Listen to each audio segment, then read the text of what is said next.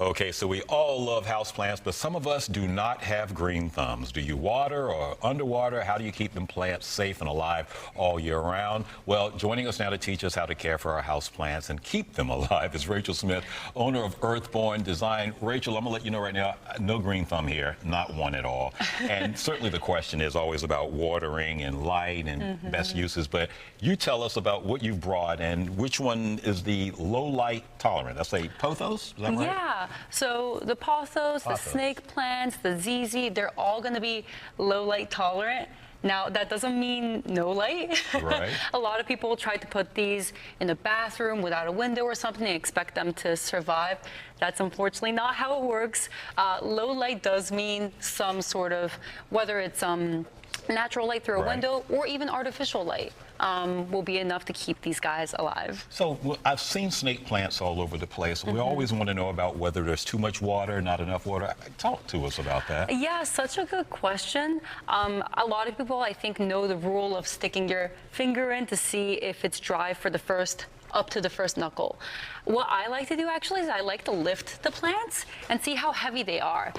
For a lot of these plants, it's hard to get your fingers in there to really tell how moist they are.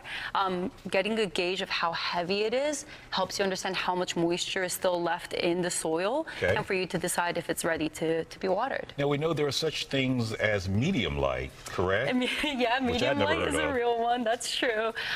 For example, the alocasia here is going to be a good medium light plant. Yeah, in nature they grow kind of in the shade, but of course for our indoor environment, even something that grows in the shade is going to have to be close enough to a window.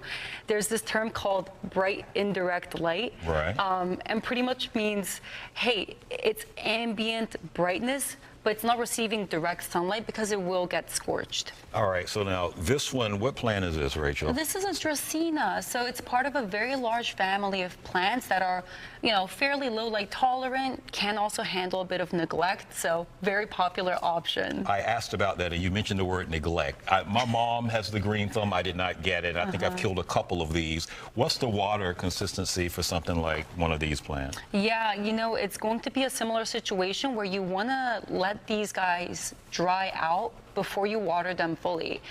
Out in nature, it's rare to have rain every single day, right? You're going to have periods when it rains a lot and the plants absorb all that water, and periods of drought where they need to kind of stay dry. So kind of thinking about what it's like for them in nature is a good way to judge how to water the plants. And this one, I know I've killed before, but I just go to Home Depot and just get what looks nice. I know, there's so many beautiful plants, if you go to a nursery or a plant store, but some of them are harder to keep alive than others. I do love a bromeliad.